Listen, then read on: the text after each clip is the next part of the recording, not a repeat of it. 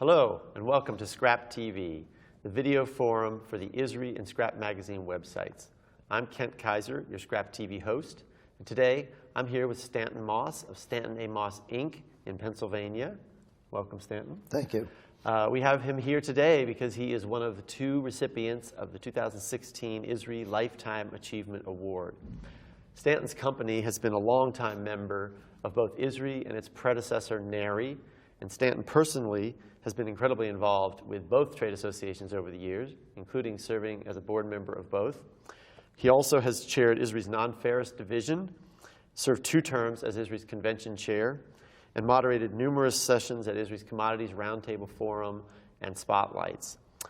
In 2001, ISRI's Mid-Atlantic Chapter also gave Stanton its prestigious Phoenix Award for his dedication and service to the recycling industry. So today, we're just honoring you, Stanton, for your Lifetime Achievement Award. Thank you. Congratulations. Thank you. Seems like you keep winning awards. Can you just tell me first how it feels to be, in your words, inducted into the Recycling Industry Hall of Fame? Well, I've known so many of the inductees prior to me. I've worked with them. I've done business with them.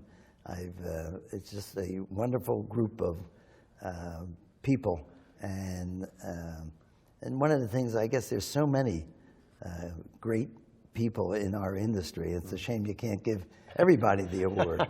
But the past honorees are a terrific group of men, and it's just an honor to have my name with them.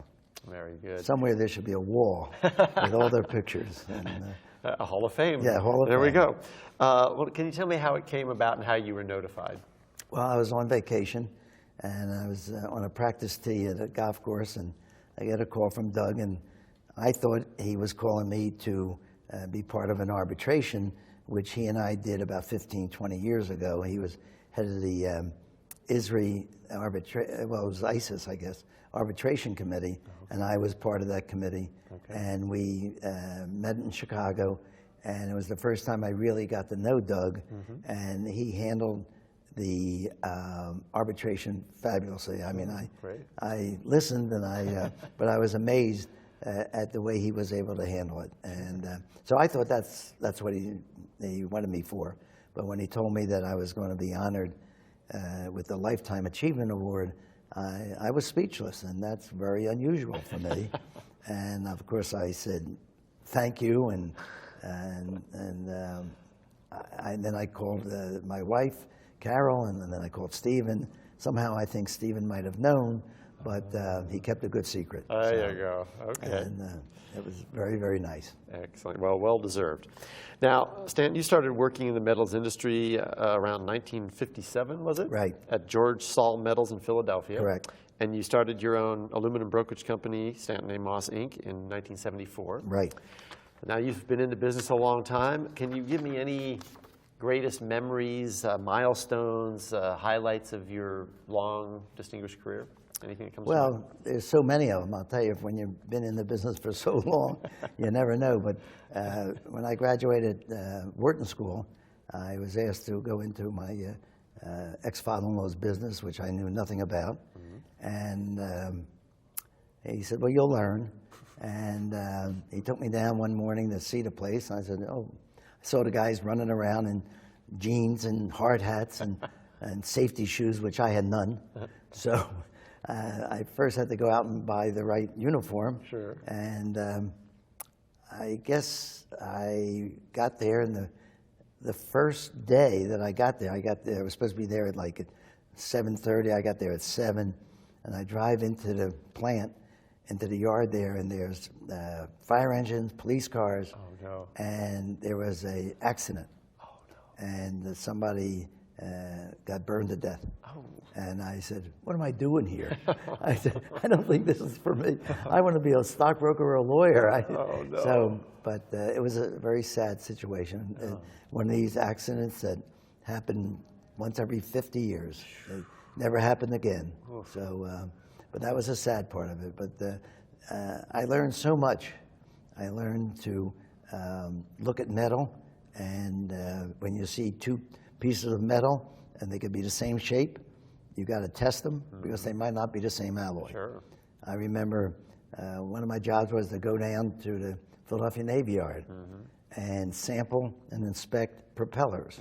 Now these propellers weigh 30 to 40,000 pounds a piece, and it was like in the middle of the winter, so they sent me down there to cut a wedge in one of the blades and then label it and then bring it back and analyze it. So there was 12 propellers.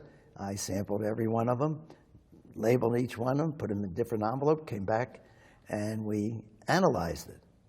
And 11 of them were a manganese bronze, which was what we expected. One of them was made of high-grade bronze. And everybody said, can't be. Can't be because they never made a propeller out of high-grade bronze. I said, well, I didn't find this piece of metal on the floor. I sampled it.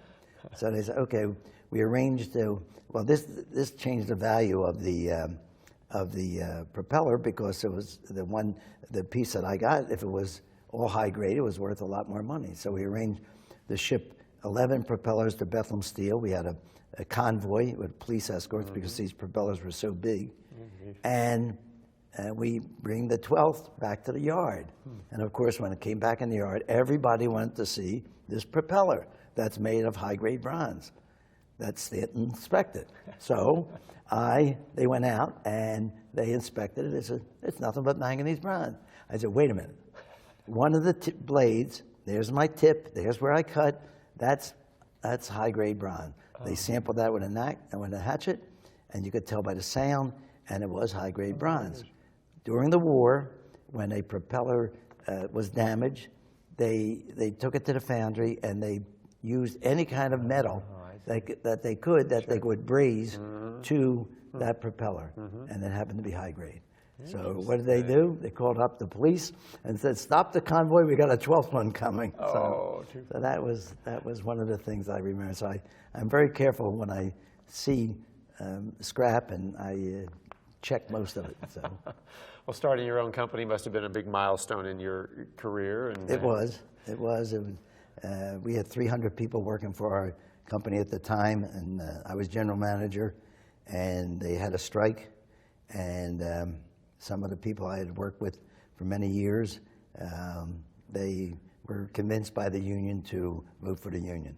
And so I crossed the picket line for about a year, liquidating the inventory, until one day they said, Mr. Moss, don't cross the picket line today. There's going to be trouble. And I said, that's good. I'm out of here. And I left, and I called up the president of the company. It was a conglomerate. And I said, I quit. And next day, I opened up my own company. Oh, my. From home. And with a phone. Oh, my goodness. So, and that was it. So. Oh, so then in the years of Stanton A. Moss, Inc., what have been a couple of the highlights for you? Just, having my son with me is a big highlight. Having the same secretary, Janice Thompson, for close to 40 years. So that's a highlight. And that's the only 2 employees I have. And just my participation at the trade organizations have been a tremendous highlight, and my meeting and making friends. I mean, I tell everybody, I said, I've been friendly with these people for years, and I always tell my kids, if you're ever stuck in a city, call the local scrap dealer. Sure. Yeah, they'll help you out, because it's one big family, and it's changed a little now, but it's still there. Absolutely. Now, within your NARI or ISRI service, are there any particular positions you held or work you did that you're particularly proud of? I got a lot out of every one of them. The convention committee was the most fun. That was the most fun. I mean, running around with Jimmy in San Francisco, and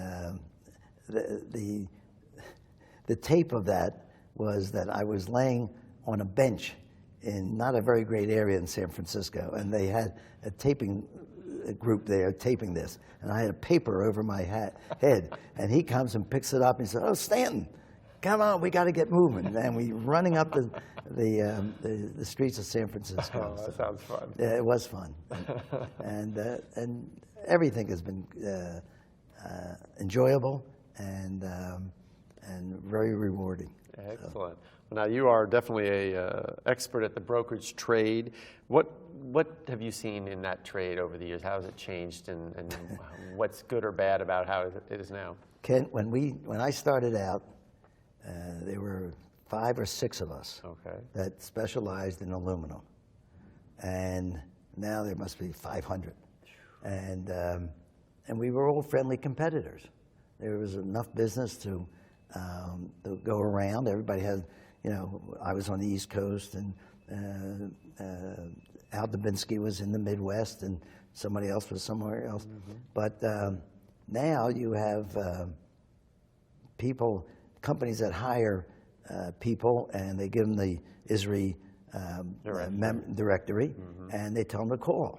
Sure. And you ask them a question about a certain product, they don't know anything. Mm. And it's a shame. Mm-hmm. Or if they don't know anything, they'll quote a price for something that they don't know anything about. So that's a big change. And of course, the institution of the cell phones and the tapes and being able to check a market instantly. Sure. I have dealers call me up and say, the peddler just came in with 50 pounds of cans, and he told me the LME's up. So they're checking the LME. So. Information, access to information, yes. Oh my goodness. Very interesting, but it's all for the good, I guess. Oh my gosh. Now, do you still see a bright future for the brokerage trade, or do you think that's changing, it's making it harder to survive? I think there's a future for a small brokerage firm like myself and Stephen, because we can do things instantly. Mm-hmm. We could make a deal instantly. We could manufacture terms if a supplier wants them, if he needs them. Mm-hmm. We could do a lot of little things where the bigger firms are unable to do it because of their size. I see. So we won't, our spreads won't widen, but our volumes should be okay because we have customers that depend on us. We do 99.9% domestic. Okay. I've been doing that since I started the business, and I have domestic consumers that depend on us, and even though sometimes we get offered higher prices for export, I've told Stephen that if he wants to export, that's his part, but not me. Okay. So that's where it is. There you go. Now, are you still working full time at this point? Full time. Are you? Well, not at 8 o'clock in the morning. I'm not there, and I don't stay to 5:30. But it's nice because my office is 5 minutes from the house. Oh, nice. And I would absolutely go out of my mind if I didn't. I really would. I enjoy it. And I think it's because of the people that I do business with. That's amazing. And having Stephen, you say your son, he joined in 2000? Yes, it is. It's been wonderful. We have a great relationship together. Carol tells me, she says, you guys eat lunch together, you're in the same office together, and you'll talk in the evening, and you don't have a bad word to say about it. I mean, you're always talking about something good. I said, I guess that's part of the game. That is fabulous. Yeah. Wow. And he's terrific. He really is. Yeah. Well, listen, I think that will get us to our time here. Thank you again for joining us, Stanton. And always congratulations good. Again. For you and I go a long time. We go way back, indeed. Well, thank you, everyone, for joining ScrapTV, and signing off until next time.